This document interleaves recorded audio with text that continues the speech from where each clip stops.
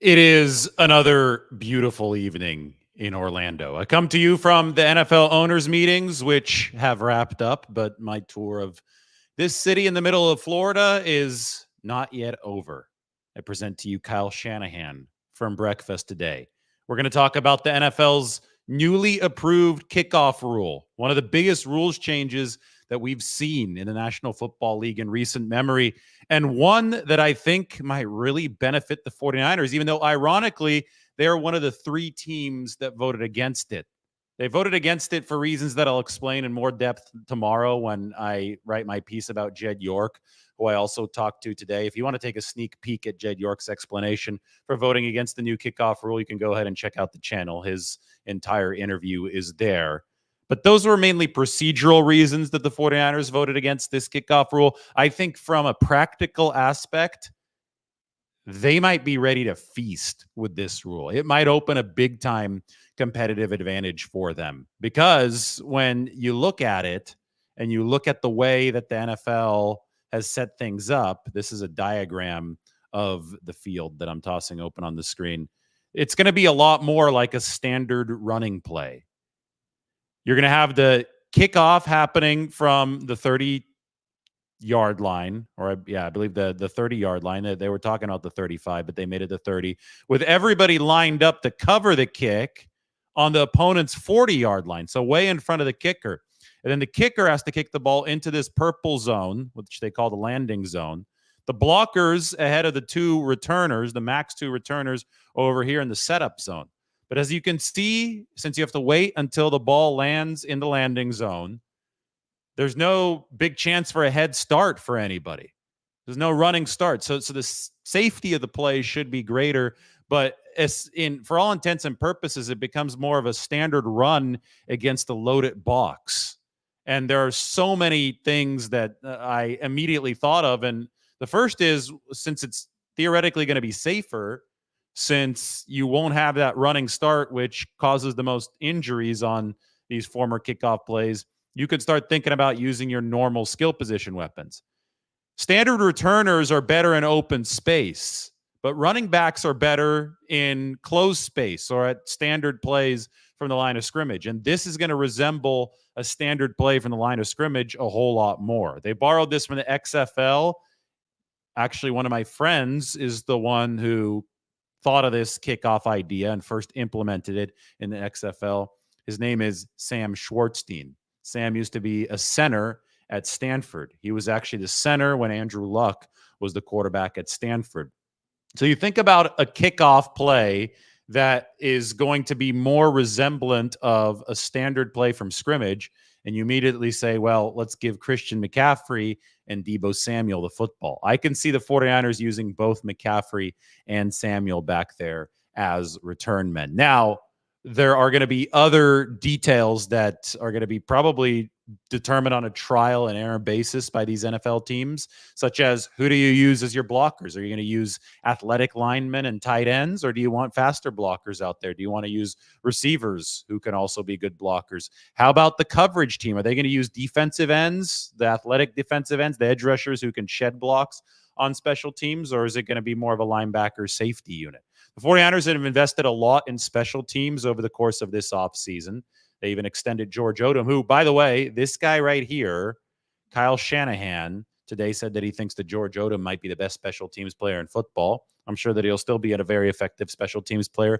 But will these new rules on the kickoffs change the way that George Odom is used? The 49ers have invested so much in special teams over the course of this offseason, from the extension of George Odom to the addition of potential starters like Isaac Yiadom, who is a player that has been really good on special teams throughout his career, to dead-on specialists like Ezekiel Turner and Chase Lucas. The 49ers have players that have succeeded under the former special teams rules, under the former kickoff rules. Demetrius Flanagan-Foles, another good example. Will they continue to succeed under these new rules, or will things have to be tweaked? I think it's important to note that punt returns have not changed, so the punting game is going to be the same. You probably still will need a return specialist for that. You're not going to put Deebo Samuel or Christian McCaffrey back for punt returns, although Christian McCaffrey did it at Stanford. He'd be capable of doing it. But you do want to mitigate injury risk. And the only reason that I'm talking about Christian and Deebo as potential kick returners is because the rules have changed and the play looks like it's going to be safer. It's been tested in the XFL. There are some tweaks as far as where the touchback goes to the 30-yard line instead of the 35-yard line in the NFL, so it's not going to be exactly the same. But congratulations to my friend Sam Schwartzstein out of Stanford, who first implemented this in the XFL. They had to test it in community colleges. Now this is headed to the NFL for at least 1 year. And I think it could be a big opportunity for Deebo Samuel and Christian McCaffrey. The team that, anytime that you have something new implemented, stuff that's been around for a while in the NFL, teams have refined the hell out of it, and the potential edges are minuscule in relation to something that has not been around for a while, that is essentially a brand new concept, especially in terms of this league. Well, the chances to find comparative advantages are going to be big, whether it's by employing lighter offensive linemen, bigger tight ends as blockers, or by putting Christian McCaffrey and Deebo Samuel, who's an absolute battering ram in space. And this looks like a great way to get him the football in space on a standard scrimmage play.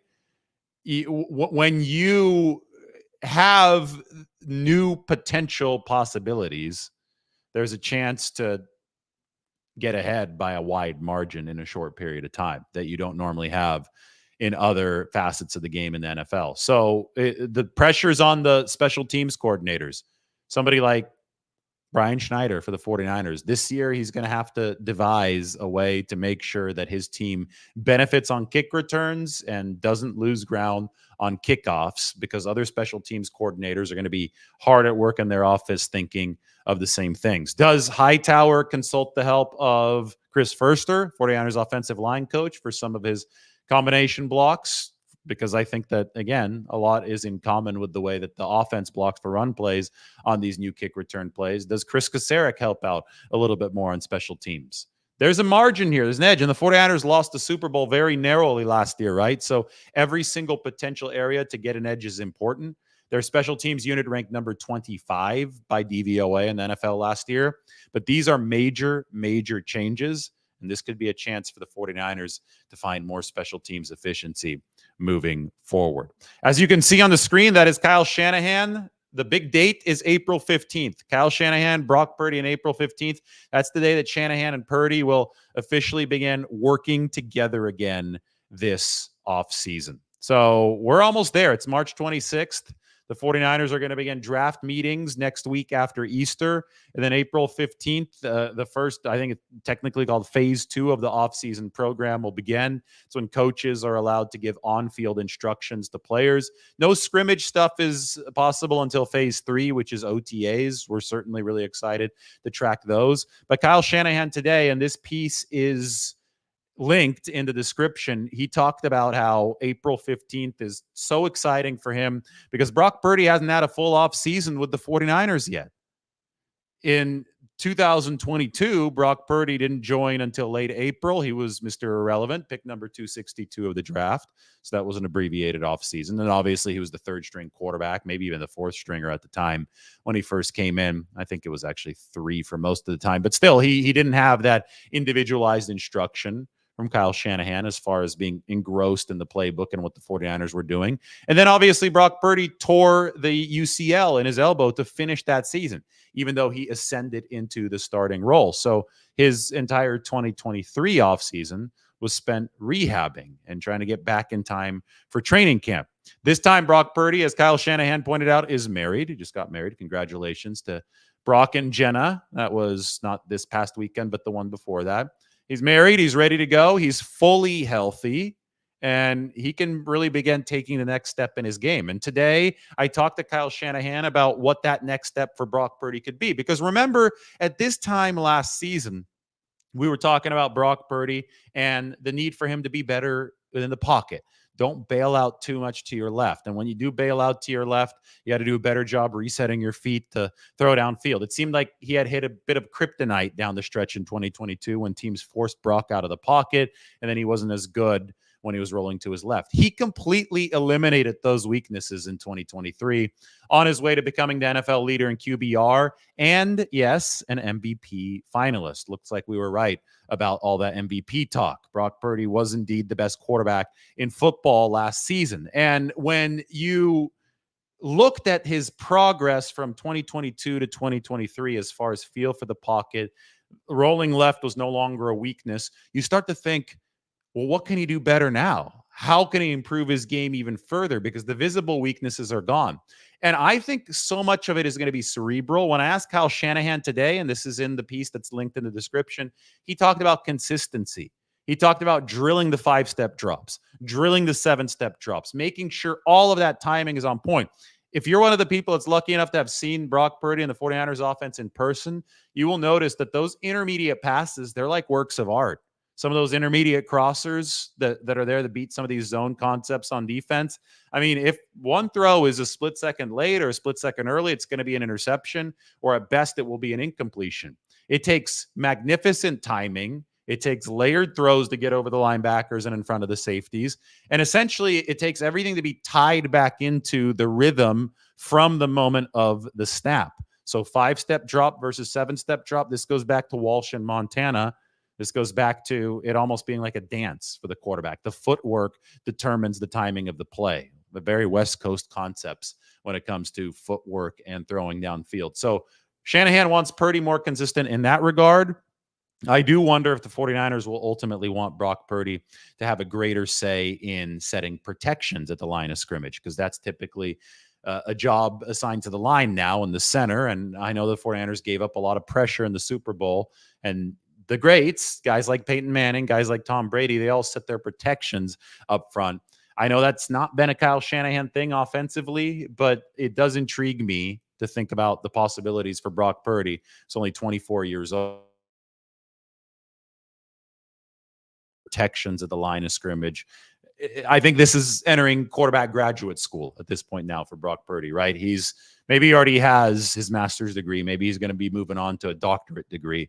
He was already the number one QB by QBR last season, and it's going to be fascinating to see him pick his work up with Kyle Shanahan on April 15th. You know, I talked to a member of the Vikings organization this week because they picked up Sam Darnold, and the Vikings hold Brian Griese in such high regard, 49ers quarterbacks coach, because they've seen the great work that he's done, not only with Brock Purdy, but with Jimmy Garoppolo. Hell, with Trey Lance. Trey Lance tightened up his throwing motion and was playing the best football of his career when the 49ers traded him. They made a ton of good progress with Lance, even coming off of an injury. And obviously Brandon Allen, too, has impressed the 49ers. So you look at the body of work for their quarterback coach, Brian Griese. There is so much respect around the league for what's happening there. And obviously Sam Darnold, his image was rehabilitated with the 49ers to the point where he signed a $10 million deal with the Minnesota Vikings. It's super exciting for San Francisco to be able to take somebody of Griese's reputation as a teacher, somebody of Clay Kubiak's reputation as a teacher. He's the assistant quarterbacks coach. It's very, very exciting for the 49ers to be able to take those teachers and put them into the same room and the same building as Brock Purdy, who now has a full season's worth of film under his belt. And that's all going to get going on April 15th. Shanahan talked a lot this morning, and he talked a lot about size on the interior defensive line. In essence, the 49ers have replaced two ultra-tall interior defensive linemen in Eric Armstead and Javon Kinlaw with a couple shorter but stockier interior defensive linemen in Malik Collins and Jordan Elliott. They believe that, especially since Armstead was unavailable for 13 games over the past 2 seasons, they really do believe that they can be much better against the run with increased size on the inside. It's not just size. Kyle Shanahan talked about different body types up front. He wanted a little bit more of the fire hydrant build. And I think you get that from Malik Collins instead of the lengthier build that you saw from Armstead and Kinlaw. You also have a little bit more of the fire hydrant build from Jordan Elliott. And today I talked to Kyle Shanahan about that. A lot of my piece today is about how the 49ers fell so much on run defense to number 26 last year, from 2 to 26. And much of it is blamed on Steve Wilks. Yes, I mean, he played the linebackers differently than the 49ers had in the past. But not all of it can be blamed on coaching. Some of it has to be a hard look at the defensive line and what they're focused on and what they need to do to eat space. And the wide nine has historically been vulnerable against the run because you're spaced out up front. And it takes a guy being able to win on an island, especially on those interior defensive tackle positions. And I don't think the 49ers did that enough last year, especially since Javon Hargrave is known as a pass rusher and not as much of a run stopper. And Eric Armstead, who is a signature run stopper, missed a significant amount of time. So the 49ers have decided they've got to get diversified. They've got to get better against the run. That's going to be a key toward kicking down the door to win a Super Bowl next year. And they think their size with Malik Collins and Jordan Elliott is really going to help. They think that playing Yetur Gross-Matos on the edge opposite Nick Bosa on some of those base downs is really going to help. They think that Leonard Floyd is actually much better against the run than Chase Young was last year. They think that's going to help. It's a revamped defense. It's a revamped coaching staff. So schematically, the linebackers should be back in old school position. Kyle Shanahan talked about Nick Sorensen, the new defensive coordinator, being a guy that he just trusted because he was in the building, and Brandon Staley being somebody they brought in from the outside to infuse that unit with new talent. Maybe he'll run some of the star concepts on the back end. I mean, the Rams, didn't they just sign Tre'Davious White? They added a cornerback. Maybe that means the 49ers get into a little bit of an arms race and decide that they're going to splurge a little bit of money on Justin Simmons. And maybe he can become the star that Brandon Staley has used. That's a position name, by the way, that Brandon Staley used with Jalen Ramsey first in LA for the Rams and then with Derwin James in LA for the Chargers over the past several years. And it's a defensive back that roams around the back of the formation. He can play the slot. He can play outside. He can play some safety. He can play a box linebacker position. I mean, Justin Simmons is a player who has played in a Vic Fangio system, and Brandon Staley is a Vic Fangio disciple. And that star position was something that Brandon Staley saw as an evolution coming out of the Vic Fangio system. Maybe the 49ers go and pick up a DB that can spice life up for them on the back end like that. To me, it's all fascinating stuff that Kyle Shanahan started to delve into today. So you should check out the link in the description and read all about it. I could talk so much more about all of these little wrinkles that the 49ers may bring in with Brandon Staley on the defensive end, but just know that they feel that they're in a position for much more responsible and controlled integration of outside ideas, with Staley in a position where he's not going to be calling plays. Nick Sorensen is calling the plays. Staley's going to be the whiteboard guy. Last year, the whiteboard guy was the defensive coordinator. The guy bringing in the new ideas was the defensive coordinator in Steve Wilks, and the marriage just didn't work out for the 49ers. They think that they have a much healthier situation right now. Speaking of cap room and picking up players for the project this next year, we will take a quick look at the 49ers salary cap situation. They have finally announced all of their contracts. And as you can see here, I have updated the salary cap sheet.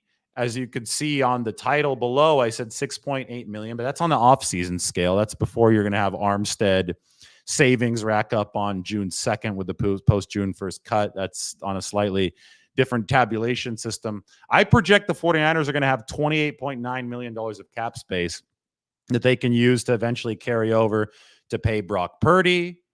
I project that they can also use it for an in-season trade. Obviously, Justin Simmons and a player like that, Julian Blackmon, the safety addition the 49ers might need, the punt return addition the 49ers might need. That might be something that requires some money, but the 49ers are in a place of good financial stability. Speaking of the cap room, we got some of the deals that the 49ers have on.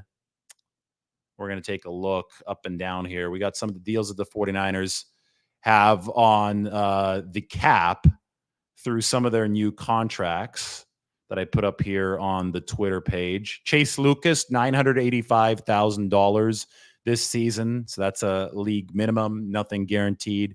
Isaac Yiadom is a $1.375 million signing bonus and a $1.9 million cap hit for a player that the 49ers are talking of as, I think, the leader in the clubhouse to be that third cornerback and allow Diamondor Lenore to move inside. So for a guy with 14 pass breakups last year, playing only really half a season, because that's when he emerged as a starter, a $1.9 million cap hit is, I think, very, very easy to swallow if you're the 49ers. This is Brandon Beane, the Bills GM. I'm going to play that video in a little bit. Brandon Parker, another Brandon, offensive lineman. I'm not sure if he's going to make the 53, but he is a body in there that can compete, and he's at a $1.01 million cap hit. And you've got Josh Dobbs, the backup quarterback, with a $2.25 million salary cap number. Compare that to Sam Darnold, who was at $4.5 million last year. 49ers have a 50% off on their backup quarterback this season. And finally, Devondre Campbell. I told you it would be a $5 million budget. That was exactly right. 1 year, $5 million for Devondre Campbell and the 49ers, and only a $2.2 million 2024 cap hit because they've tacked on void years, because by rule, that's signing bonuses spread out over up to 5 years, and the 49ers are using void years very, very liberally with their contracts. So currently in offseason space, when we count the top 51 contracts, the 49ers have $6.8 million left to spend. And if we look at this in terms of 53-man space, once they get the $18 million in Eric Armstead savings, the 49ers have $28.9 million. So they put themselves in a nice cap situation, and they're just trying to keep that spending from overflowing so they can pay Brock Purdy next year. Speaking of paying guys and staying sustainable, it's all about draft picks, because if you hit on the draft picks, then you have a guy who's locked in at a cheap rate for 4 years, determined by the NFL, which is why every single draft pick matters, which is why the 49ers were quite disappointed when they thought they were going to get a third-round comp pick for the departures of Mike McGlinchey and Jimmy Garoppolo, but they only got a fourth-round comp pick. The 49ers weren't the only team that was negatively surprised by this. The Buffalo Bills also got a fourth-rounder instead of an expected third-rounder. So the Buffalo GM, Brandon Beane, who I just showed you, was very vocal about this at the owners' meetings today. And he actually said that the 49ers, together with the Bills, unsuccessfully appealed to the NFL to get that third-round comp pick. Based on the formula, who's coming and leaving, and the money, it's a very complicated formula. 49ers thought that in the past, they would have gotten a third-rounder. So did the Bills. Here's what Brandon Beane had to say. Surprised me. I think us in San Francisco, we got a raw deal. It's just they're counting. I don't want to give a full thing, but we had separate Zooms with the league trying to go through how it was calculated, because by even their accounts, as we were checking with them through the year, we clearly had a third rounder. And so it's with all the conversions, the voids and things like that, numbers that are not really numbers. Like, for example, San Fran gave an example of one of their players that was really around a 17 APY was being counted as a 26 APY by the way they did the void with higher cap numbers at the end. And there's been so many of those in recent years due to COVID and where the cap was, that it fell into it, and we missed, I'm talking like this, and it was a major blow because we had planned for that, and I know San Fran felt the same way. Did you do anything after that with like an appeal of some sort? Like, how does that work? We did our best, and they said no deal. Gotcha. We did our best, and they said no deal. That's Brandon Beane, the Bills general manager. So the 49ers did appeal. They didn't like the salary cap. They didn't like the draft pick compensation that they got as a fourth rounder instead of a third rounder. And that kind of stuff is, I think it's grinding some gears. The 49ers lost the fifth rounder next year, not a comp pick, but they lost a 5 for the penalty, the $75,000 overpay, and now they've lost a third rounder. It's been downgraded to a fourth rounder this season, which hasn't made the 49ers happy at all. They still have 10 picks, though, in the coming draft, and it is imperative that they hit on a lot of these 10 picks to infuse the roster with as much youth as possible to keep things as sustainable as possible moving forward. So the kickoff rule, the Shanahan article, he was at breakfast today, talked to Jed York as well today. There are so many different things that I want to get into regarding the 49ers over the course of the next couple weeks as we start to gear up for the NFL draft. I learned a lot at the NFL owners meetings. I have a lot more even today that I haven't even had a chance to touch yet. But while you're here, before I go to dinner, make sure that you do sub. I think that we might be at 70,000 already. We're 13 away. We're Brock Purdy number away from 70,000 subscribers, which is a huge milestone considering this channel isn't all that old. I think we've become the go-to spot for reasonable, fair 49ers analysis, not clickbait, not Homer stuff, not stuff that's just going to be going out there and trashing the team for no reason, just to be negative. I think we play it right down the middle. That's why the channel has grown so fast. Also, I show you guys some good food, which I'm going to do tomorrow here from Orlando. But we're 13 away from 70,000. I appreciate everybody's support. And while you're subscribing to the channel, make sure you subscribe to the article as well. That's up on your screen, Kyle Shanahan and Athletic. All right. Anyway, I'm tired. I might join you a little bit later tonight. I'm on Eastern time. I'm not flying out till tomorrow because I wanted to show you some nice things in Orlando. We like to travel with the 49ers as well. So I'm going to go eat right now. You guys hopefully will go subscribe. This has been your 49ers Intel today. Maybe you could look forward to some Christian McCaffrey and Deebo Samuel giving the 49ers a nice comparative advantage as kick returners moving forward. But everybody take care. We will talk to you very soon.